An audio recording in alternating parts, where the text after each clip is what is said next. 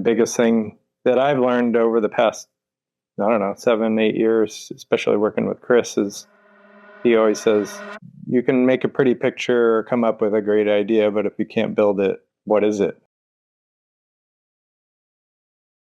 When you get to the level where you guys are at in terms of your creativity and the projects that you work on, well, number one is the types of clients that we all work with, are highly demanding, right? Yes. Well, and Chris has the great challenge of pulling rabbits out of his hat on a constant basis with the struggles that the state and cities and coastal commission throws at us. So, my brain doesn't even work like that. Yeah. I'm more of like the creative. Yeah. And I think about what the end products look like. Yeah.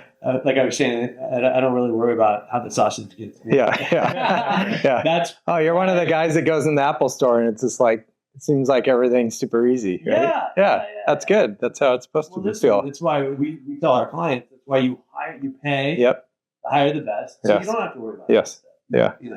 And either you have your own driven vision or you guys create, which I think a lot of the times there's sort of like a little bit of the vision is there, but then you just. Yeah, I think on that point, I think the biggest thing that I've learned over the past, I don't know, 7, 8 years, especially working with Chris, is he always says, you can make a pretty picture or come up with a great idea, but if you can't build it, what is it? Which has really been a great thing to be able to link up with him because, knowing how to navigate that path and how to get the job done and get it built, that's a craft in and of itself. So a lot of times you can go and you see the project and you can appreciate the beauty and the finished product. But I think one of the biggest challenges, and it seems to be something that is continually expanding in the length of time, given the struggles and circumstances of these HOAs and city and coastal commissions and the neighbors and anyone else that has an opinion. And it just, I think having the fortitude and knowing that that's part of the process to be able to get the end result, that takes some diligence and patience and understanding from the client. So I like looking at the end product just like you, but to see the backstory on it, I think that's a big part of being able to capture something so valuable. And I think that's what makes the project stand out so much. But it takes a lot of effort on everyone's part. You want to tell us how you guys joined up and how you became Dynamic Duo? I think we met on a project that I had been working on, and Frank's father was doing all the landscape. And we were going to do, I think, like an outdoor cabana area. I'd never met Frank before, and he had engaged with the client and created this great drawing. And we sat and listened to it. And after Frank left and the client showed me everything, he's like, well, what do you think? I go, it's a really cool nightclub. I love this. It was just like, it was a fun layout. I'm like, I'm not sure for your family, father of 4 kids, all ages and everything. I go, for you and me, this would be great, but I'm not so sure this is, where you're at. And I don't know how much of that design got implemented, but I don't know, probably some years went by, and Frank's father invited me out to lunch, and the first part of the conversation was I just wanted to introduce you to Frank, and I think you guys, personality-wise, match up really nice, and I think from a standpoint of the work that you both like to do, you also match up very well. And we started chatting, and he left, and we probably sat there for a couple hours and pledged to try and work together. And we were able to start to get some projects together. And as we worked together, we found that our thinking was, and this is my opinion, and Frank can have a different opinion, of course, our thinking was extremely complementary and different as well. I could think forms and space, and he could think details and layouts. So literally, as we work on a drawing and draw, I could draw something and then just spin the drawing, and he could start drawing on that side and I could start drawing on this side. And it didn't matter where we started or what part we were working on. We ended up in the middle just going, wow, this is really cool. And so the like-mindedness in vision, I think, was very complimentary and something that we both appreciated and realized was unique right away. Frank doesn't just think in terms of the inside, he thinks of architecture as well. And, I guess I always sort of feel like my idea is to bring some artful concept or some artful beginning to every project that isn't really rooted in architecture, but is more rooted in real art, be it landscape, be it whatever. Just architecture is regurgitated and somewhat boring. You see the same things just done over and over and over again. And Frank's willingness also to just explore these ideas and come up with things that are unique. They're unique because they reflect, as I say, a very artful concept, not just a building or just a house or whatever it might be. So that just started steamrolling and dominoing into all of the projects that we started to do together. And people really could see the vision that we had and the like-mindedness and really fell in line and I'm going to say allowed us to really have a great deal of freedom in terms of what we thought was right for a project, probably more than ever in the past, where clients tend to want to get their fingers into every single little detail. And sometimes they make a mess of it, and it's hard to get them away from that. But I think we were able to present such a cohesive, articulated design that it's sort of undeniable that it's great. And I think that's really been our success, is that we show them what we like and pretty much everybody likes it or loves it. That's amazing. Like two individuals work together, like 1 + 1 is above 2. Yeah. Like we work together, partnership is not the easiest thing. No. Right? I'm wondering, what's your common philosophy come to the design? Seeking the best. What's the best idea? I don't care if it's his idea. I don't care if it's your idea. I don't care if it's my idea. Just as long as we can identify the best idea and integrate the best idea into the project. Again, it could be the client's idea. I prefer the whimsical ideas that clients have as opposed to the practical ones. The practical ones are easy to solve, always. It's the whimsical ones that are fun to integrate into the project, where they've got some crazy ideas and it's like, yeah, let's do that. That's fun. I mean, for so long, we discourage clients from being innovative and, we'll think of the market. You need this many bedrooms. You need this, you need that. Well, that has proven not to be true. And by example, I would just say, we just finish a house and somebody else buys it and I'll walk in, I'm ready to change it for them to make it so it reflects their desires and their wants and wishes. Most of the times it's minor things, but I always meet that challenge, or I think we always meet that challenge with, hey, yeah, let's do that. For so long, people always like the master bath had to be perfect, right? And even if it was, I don't see any reason we don't just tear it out and do what you want. Well, and what does perfect mean, right? I mean, yeah. Eye of the beholder. I mean, I've had clients, we've redone bathrooms 3 times, just, brand new white statuary marble. Oh, it's boring. I've seen it everywhere, Okay. Well, it's funny. It's, that saying, birds of a feather, it really is a saying, because I think, people's energy attracts like-minded people. And so I think that, I'm curious, it just kept going through my brain when we were talking, is like, what's the perfect client for you guys? Like, what does it look like? Like-minded, right? Like someone who wants to... It's somebody that, I don't know. I guess I'm never seeking the perfect client. The perfect client is someone who can get over that trust barrier fast. If they're constantly in that struggle with themselves to trust you, it makes it very difficult, because you're just reproving yourself every time, and the flow of creativity is stopped, and then it's stopped again, and then it's stopped again. And by the time you second guessed everything, you maybe lost sight of really the overall vision that we had from the beginning. So a client that can sort of adapt to getting a comfort level, which we can usually get, it's not always, but that I think is probably the most important thing. We're going to do something great. That's the easy part for us. It's just aligning that with the vision with the client and then getting them to settle a little bit. Our clients are all smart. They're all very clever in the businesses that they do, and a lot of them can't help themselves trying to do your business for you. Right. Yeah. I'm sure you see that. Personality trait, right? Yeah. A driver, and yeah. But I used a word, and then I saw you.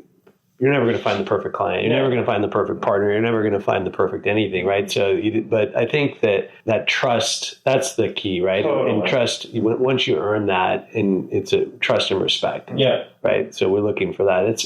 We're in our business, same kind of thing. You need to trust us, you need to respect us, and you need to value what we bring to the table. Otherwise, you're just not right for us. Yeah. I think that's and we're okay walking away from clients that don't fit that model. Actually, we always do that. Maybe we're not, meant for each other, for the client. Yes. Yeah. Especially when they come at us with how much are you going to discount your fees? We're not discounting. No. There's a bunch. Go find one. Yeah. So same, right? I think building something special takes something special to be able to do that. And if someone comes in and they aren't able to recognize that or give the trust and leadership to us to be able to do that, I think what Chris is describing is it starts kind of chipping away at it. Mm-hmm. And at some point, you've chipped away so far that you aren't working with what you asked to work with. Yeah, right. Yes. So it's like at a certain point, we have to do our job to instill confidence and clarity and communication and visual cues to let them know what's special for them is going to be at the level or higher than the last, because that's important to them to be able to gain that confidence and control and that leadership on our part to be able to take them through that process. So, and like Chris pointed out, these are people that they run businesses and they know, and they're always after efficiencies and results. And I think for some, it's harder for them to realize that's what they have, and it takes a very unique approach and to be able to pull back a little bit and allow us to do that. At the same time, still making it something that they connect with. So that's the delicate balance for us is we are making it for an individual, but at the same time, we're creating an art piece, essentially. So. Well, I think the other thing that most of our clients struggle with are the timelines and the reality of approvals, as Frank mentioned. And we always get there. It's just a matter of when. And the bureaucracy has turned to such an impossible mountain to climb that their expectations are always way off. And that I try my hardest from the very beginning to convey that. And it's just amazing how I have to revisit that conversation constantly. And the conversation never changes. I always say the same thing, but it's just they don't want to hear it. It isn't, they know guaranteed quality is coming. We don't have to even talk about it. They know there's a certain expense associated with the project. That's easy to understand. The timelines are just nonsensical.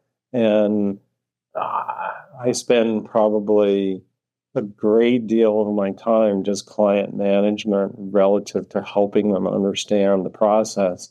And even the wins that we have, which I could go and enumerate the things that we do for clients and for projects that make them move way faster than anybody else's projects. But they obviously just expect that from you. But it's almost like you never get any credit for those little wins. And those little wins, after you get 10 of them, they add up to a big win. We were able to reflect that recently on a client, to a client or with a client the other day on a project that we've been on for a couple of years. And we have some approvals, but not all approvals. And they were able to see the infrastructure that is in the project with their own eyes. And I could tell at the end of the meeting, they finally get it. They finally see all the effort and the hard work. And yeah, it seems like the money's all gone into a hole, the basement and under the house. But when they see the complexity of it and they see that so much has gotten done, and then compare it to, okay, well, if we hadn't come up with these ideas to get this moving, guess where we'd be today? None of this work would have been completed. And maybe we'd be just starting right now. And then all of a sudden, it's like right in front of their eyes for the first time. And all of a sudden, that conversation goes away. But again, until that happens, which is sometimes late in the project, there's just a lot of frustration. And I wish there was a way to better convey the reality of what I tell people. I almost feel like I need to go, you really need to listen to this, record this and play this back every week. Yeah. It's, nothing worth doing comes fast and easy. You guys know that. We have to put the time and the effort into it. And our side, for the most part, is easy because we know our businesses and we know what we need to do. It's, hey, this guy's looked at it 7 times with the same checklist and he keeps checking a new box. He had the same checklist when he did the very first look at the plans. How can he be 7 times into it and checking a box? It's a little odd. So, I don't want to get into the specifics of all the politics and everything that goes on, but, we all come from, especially our clientele, we all come from a very common sense mentality. So how do you explain a completely illogical process to someone that thinks with common sense? It's impossible. So there's that. And then I think that because most of our clients are all self-made or run big organizations, that they're very used to being able to control everything, right? So like that. Or at least make sense of it. But when you don't have the ability to... even making sense of it. But I mean, look, we've all ordered custom things, right? And it's like you could go to a whatever it may be. You want to get a Rolls Royce, you can go buy one off the shelf, or you can custom bespoke it, and it's going to take a long time, right? So, but you have to understand that. But I mean, I get it. It's like it's just a personality trait, so you just have to learn how to deal with that. Yeah. But I feel better when I hear that Chris also have some struggles when dealing with those clients. That makes you feel better. I feel better. Not a lot. Because they have their perspective from their background. Of course. Yeah. And it's very hard to quantify like an art piece because it needs a lot of time to process that inspiration to real thing. Mm-hmm.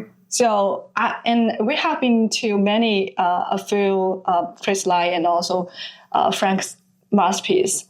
We have been there. They're all different. Mm-hmm. I mean, I see some architects or designers. They always have the same things, same type of things. So signature style. Yes. So my question is, how do you get the inspiration, and how do you keep that inspiration in different projects? For me, just don't look at architecture. I forget. I don't look at it. I mean, I'll look to a magazine, but I'm really not there to find ideas. I honestly try and find ideas everywhere else. Or like I said, art. So that's why I use the word art, because it's hard to describe that, the pattern of the shadow of the leaves on the floor inspired me to do something in architecture, or the ring from my coffee on the drawing inspired me to draw an arc, and the arc is the solution to what I needed. And, the universe presented it to me but I recognized it. And I think that's part of what inspires me. Music, but I love music, there's inspiration out of everything. I think there's inspiration to be drawn everywhere. And I think, to your point, a lot of architects just look at the last thing they did and just try and make it a little bit better or whatever. And I'm much more trying to listen to them and what their dreams are. And then from understanding what their dreams are, marry that with an artful concept. I mean, for me, art is marrying two dissimilar things in a manner that they completely fit together naturally. And that's sort of how it all starts with me. I mean, when we start something, it's, if we showed you some of the drawings, they're not pretty. They're not something you'd go, gee, I want to show this to a client. But there's an incredible amount of thought that goes into it. And at all the various different things. Orientation is extremely important. Frank and I are doing a house in the Madison Club, and every single neighbor on the street is 90 degrees, parallel to the property lines, and they look across the golf course at the ugliest kids' play set you've ever seen in your life. And our house sits right in the middle of all these houses, and our house is turned almost 45 degrees with no visual obstruction in front of it, all the way up the fairway, all the way across the lake, right to the green and perfectly on the pin. From the moment you walk in, you're consumed with this gorgeous view of this gorge that is right in front of you. And no one in the neighborhood took advantage of that opportunity except for us. And people are losing their minds already because they're walking through and going, oh my gosh, why didn't I think of this? And it's like, I don't know. Yeah, all you had to do was twist your house a little bit. And and so the importance of that, I mean, obviously in the properties we work on, they always have pretty tremendous views, and capturing and taking advantage of that, for me, that's a number one. So that would be a number one design idea, is maximizing the view. I mean, Frank and I have taken a few houses that had teeny little views, but magnified them by making them focal points of different parts of the house. And everybody walks through and goes, oh my gosh, you have such an incredible view.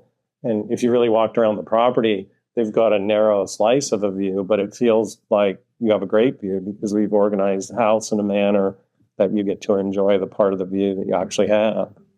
So view is super important, the artful concept, a sculptural massing that if we were just to take the house as an art piece itself, you'd go, that's a really beautiful mass, it's four-sided, Another thing, you'll see a lot of people who just design two-sided houses in the front and the back because nobody sees the sides. Well, the three-dimensionality of the architecture reads through enough that the sides are important. Maybe they're not as important, but they're important to be authentic and three-dimensionally accurate, in my opinion. So we take time even on the sides of buildings to really, make sure that it's part of a three-dimensional concept that could stand on its own.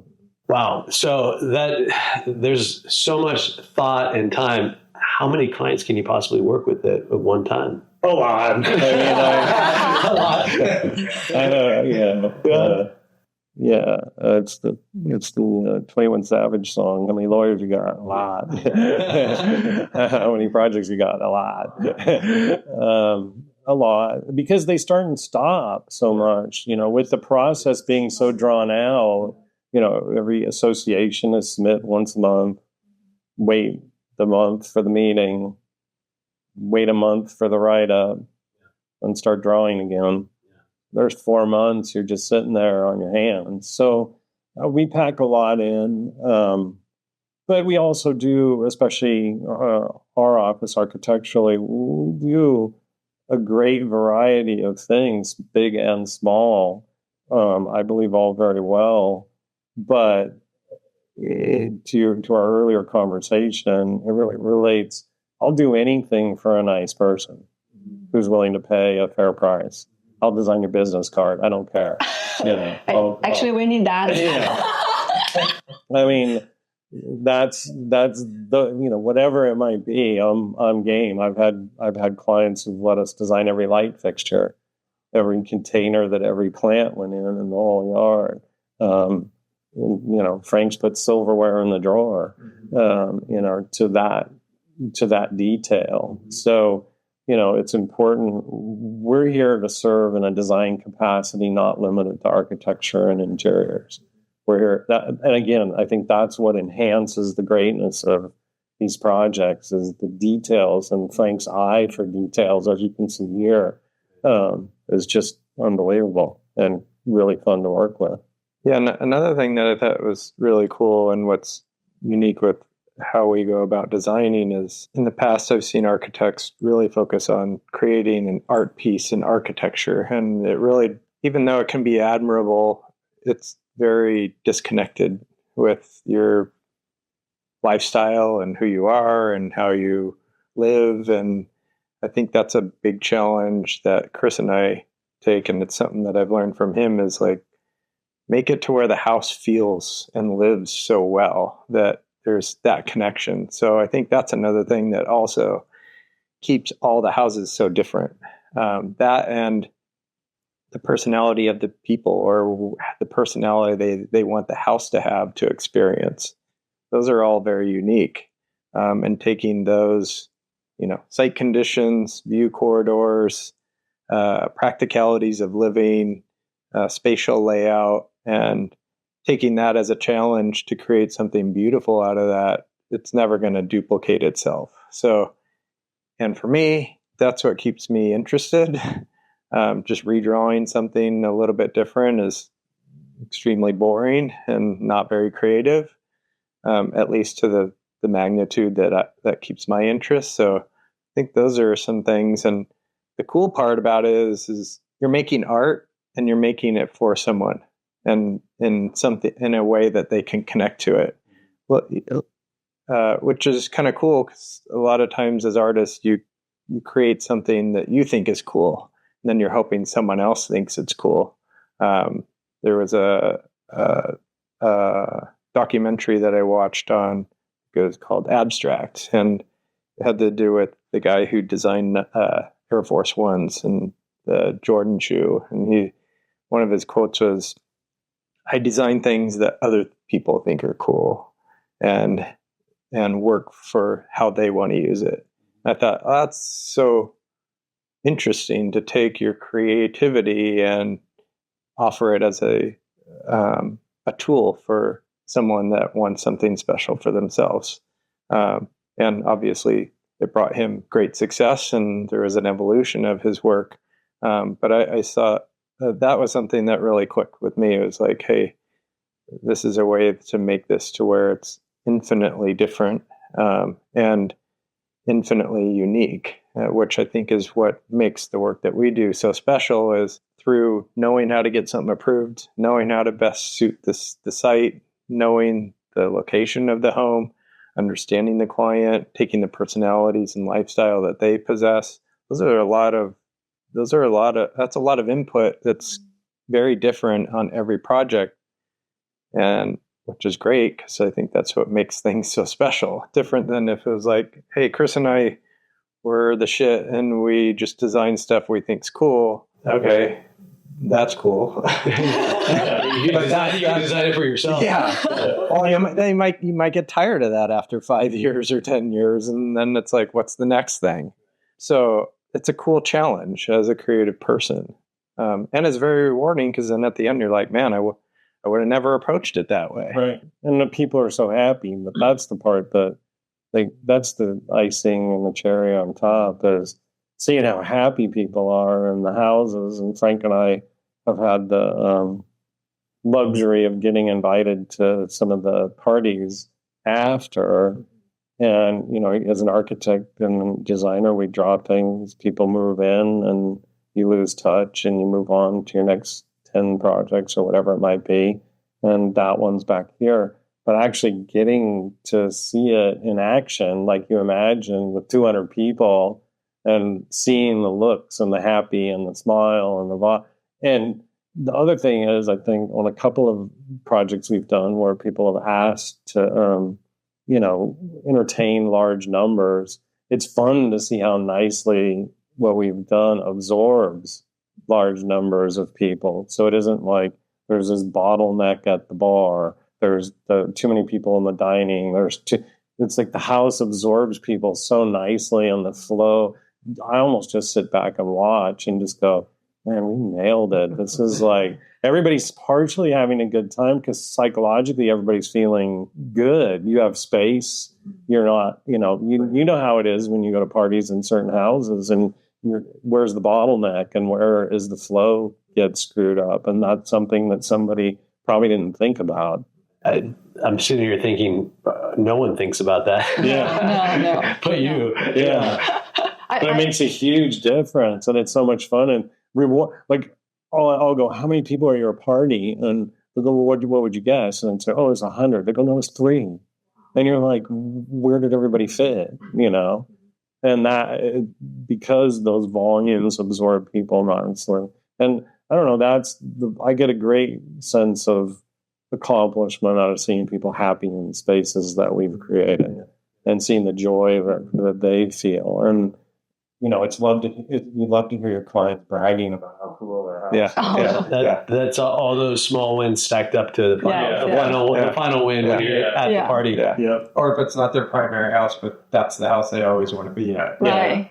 Yeah. We have Clients. people that live in different states or whatever, and they're like, we're just counting the days down to when we move back to our house. It's their favorite one. Yeah. So that's super cool to hear and see that. Yeah. People happy for a reason. Why they're happy? Because they love the work. And I believe your brand and your work actually add huge values to a property. Speaking, it does. Yeah, I mean, as a realtor, you can't help yourself but think about that. But I'm sorry.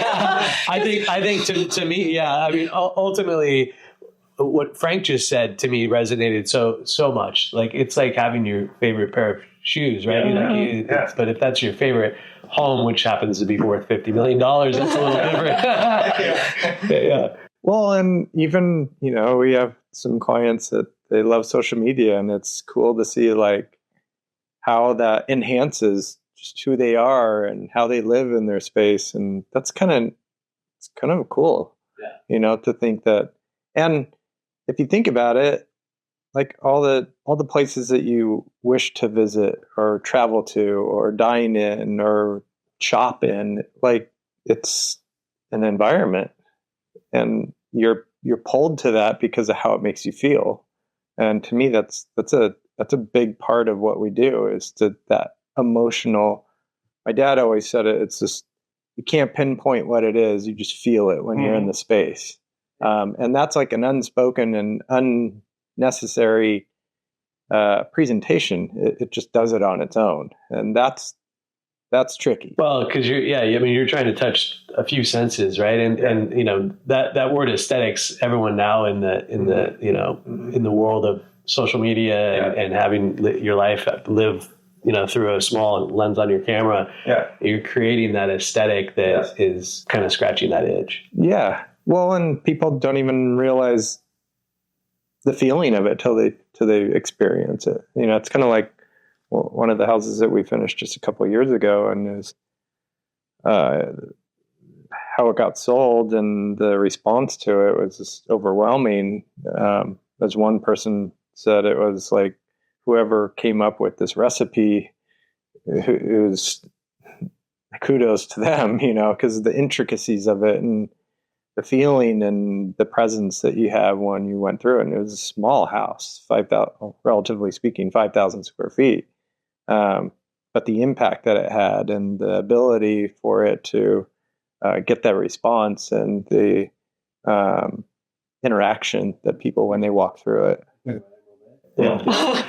So I mean the first. I just bring that one up because it's sold, but other ones it's the same way. It's just the end user. The interesting thing about that, because when I first walked into that space, it's interesting because look, some people that'll be watching this 5,000 square feet, that's a big house, and then some people it's like a tiny casita, right? Yes. But when I walked into it, it's the experiential. Like I felt like I was in like you're transported. I literally, in my brain, it was like a brownstone in modern brownstone in Manhattan, where I thought I was, except for I was on the beach in Emerald Bay, and I remember just like that feeling. That's what you just said, right? So you have to when that happens, you can't really explain it, right? And it didn't make sense to my brain either, because you kind of expect a beachfront property in Laguna Beach, California to be something, and this was not, right? Yeah. But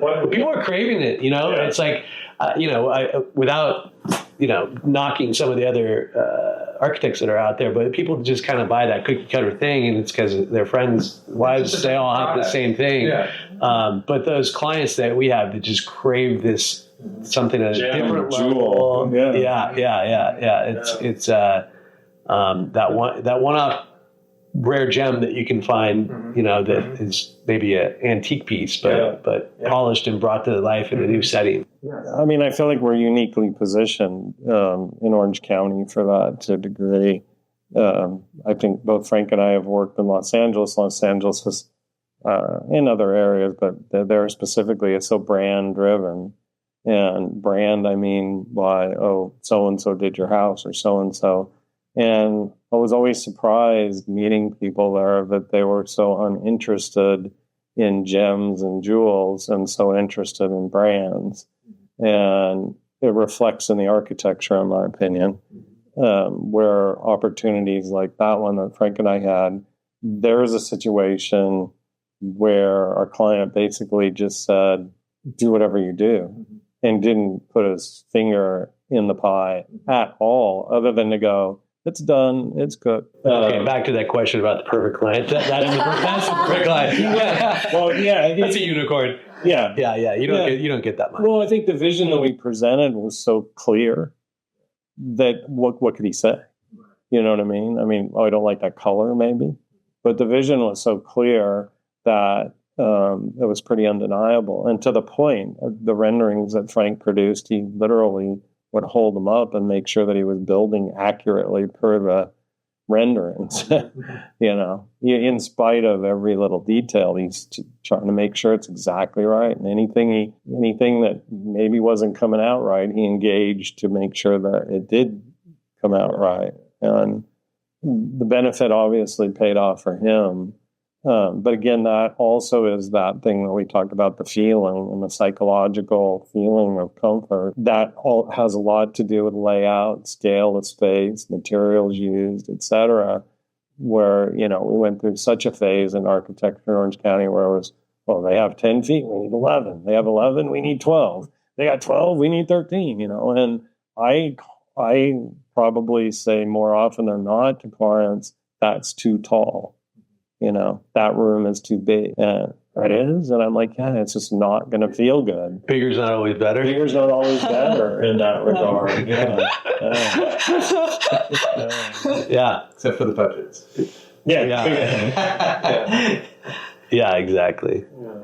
So can you share some notable property, maybe which one is the most valuable property you ever designed? What valuable from what sense? Dollar. The most expensive ever. Or anything you want to share, projects. Or most proud of? Yes, most proud of. Let's say that. Over the past 7 years, especially since we've been heavily focused in what we do together, I'd say every single one that we're up, what we're doing. Yeah. And I think as much as I love the ones that are already done, and they hold a special place in my heart, my mind, each one builds upon itself. Each one helps communicate what we're doing. And it's, I guess, this perpetual motion of obtaining or reaching a goal of ours, and that is doing something different, making something unique. And I think collectively, that's what it really takes. It's not just one piece, it's many pieces. So I would say them all together is what's most valuable. Because another thing is some people can get lucky. They can get one right. Maybe they can get two right. But I like it. I like to be able to get all of them right and all of them different. And I think going back to what Chris said is instilling confidence and trust from a client, that's what's required. You can't show them 10 projects and 7 are good and 3 are great and 1's amazing. I want everyone amazing. So I would say, like you guys were mentioning before, aligning yourself with like-minded people, including the client. They have to understand that, and they can't chip away at that to where that's no longer there. If it's no longer there, you don't have the right people. You don't really want what you thought you wanted. The people that can have the endurance and the understanding to be able to hang in there and make it happen. Like the one Chris was saying, struggled with that at the beginning, but he realized what he had and he backed off and he let us do our thing. And I remember seeing him like 6 months after the house sold and at the grocery store, and I hadn't seen him, and he's like, "You guys were right. I had a hard time, but how it ended up and what he was able to get for it and how it finished out, he understood that." So, and that's the value to me, is being able to accomplish that on a consistent basis, because that brings the next valuable piece. That's perfect answer. Yeah. Yeah, I think the other thing, like, they're all our favorite. They become like our children. Mm-hmm. So you have a favorite kid. Well, yeah, I got a favorite kid for this, and I have a favorite kid for that, and I have a favorite kid to watch baseball with, and but they're kids, and you nurture them and you bring them up, and it's hard to love one more than another. I mean, we certainly have some pretty uniquely great opportunities. I mean, on the beach in Three Arch Bay, or on the beach in Emerald Bay, on the beach in Irvine Cove. I mean, we all know on the beach in those three communities is less than 25 houses, I believe. 14, 7, and 5. 12, 14, 26. I'm sorry. So there's not very many properties that we have access to on the beach behind a gate, that are so uniquely positioned. I mean, talk about our best communities, so to be involved in those opportunities for us, those are always super exciting. But it doesn't mean we don't bring the same energy if it isn't that. We still bring the same energy. It just is a different animal than those. But those are, to your point, those are all sort of the ones that everybody is going to recognize just because of the location of the properties. Yeah. And we're going to see some record-breaking numbers on all of those. We know that. I want to ask one more question. Like, if we have a project which was built by you like decades ago, now we have a client who want to buy this one, but they want to do like remodel. Mm-hmm. What you can provide this client the value. Absolutely. This is your child already. Yeah. And now they need to do a plastic surgery. Exactly. We're doing one of those right now. Oh, yeah? Tell me about it. $6 million, man. We can rebuild it. Yeah. I finished one of those a few years ago in Bayshores that, was probably a house that, in a way, sort of established me as one of the architects and to do high quality work in Orange County. And it was my baby, and it got sold. And my biggest concern, and it is on quite a few projects, and I've been very blessed to get a fair amount of the projects that get sold and people want to redo them. I've been very lucky to get those to redo, but this one would have really hurt had somebody else taken it and abused it. But I had an opportunity to reimagine it to a great degree, but also enhance the beauty and everything that was great about the original house. So those are fun. You also see a more maybe a more youthful, untrained eye or inexperienced eye that you might have had in certain things. So I always embrace that challenge. And like you said, we've got a couple now that are that way that are super fun. Yeah. Yeah. I mean, you got to think we have no more real estate that's an empty lot to sell, really. So unless somebody's going to tear something down, a great deal of the work we're going to do in the future is going to be redoing properties that have been there for a while. And with as many as we've done, it's pretty often that we cross paths with them again. Yeah. Anything you want to ask? No, I think now's a good time to present the. Thank you. Yours is up there. Yeah. We have a special gift for you guys. Oh my God, it's heavy. Yeah. Secret weapon. Well, it's funny because as we were talking, we partnered up with this company, and they also like to do things differently, and they are mavericks in the industry, which I think you guys would probably agree that you kind of have that maverick mentality and just wanted to do things and push the envelope and be creative and, you know, not be status quo kind of guys. Yes.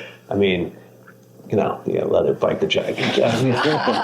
So this, I think that this brand will align. It aligns with us. We kind of feel the same way. And there's one for you. Thank you very much. And there's one for you. Awesome. And the story behind this, if you want to open it up, is Wow. well, I'll let you open it so I don't ruin the surprise. But and I feel like you would really appreciate kind of the presentation of these. Yeah. I'm gonna get this for you. Turn it over. Do I need my concealed carry? You can use it for that afterwards. Should I help you out on that? That's a little thing. A little squeeze, a little push. Yeah. Oh, sick. Yeah. Cool. Yeah. Oh, wow. Champagne. So they wanted to. I like the Def Touring group. Cool, right? Yeah. So customized.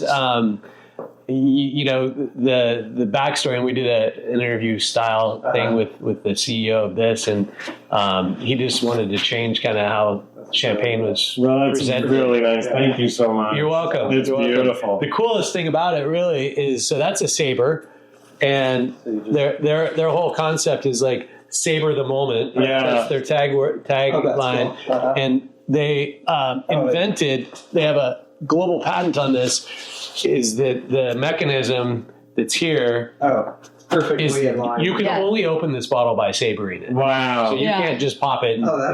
be boring and chill. Yeah. You literally take this blunt saber and pop, and you can see a video of I'll teach you guys how to do that. You're gonna have to. We've done it, yeah. But we need some training. it's really again, it aligns with kind of like what we're talking about in all of our businesses, is like experiential moments, right? And creating something that's special, because the champagne, while I think it is great, there's a lot of great champagnes, but like this whole experience. So anyway, we thought you'd appreciate this. Thank you. Yeah. That's And gorgeous. these are hand painted in matte black, and they came up with these really cool, metal, Oh my gosh. I mean, it's just so cool. It's just Super well done. Yeah. So this year, when one of the projects finish, you sell it. We'll pop it. We'll put this to you. Okay, sounds good. I might go a little earlier. He's like, We'll warm up with yours. Later practice. yeah. Actually, it's Time to 12. practice. It's 12. Yeah. Pop it. Let's go. Thank you, guys. Well, thanks for Thank your you so time. much. We really Thank you. appreciate Thank this. you. Yeah. Yeah.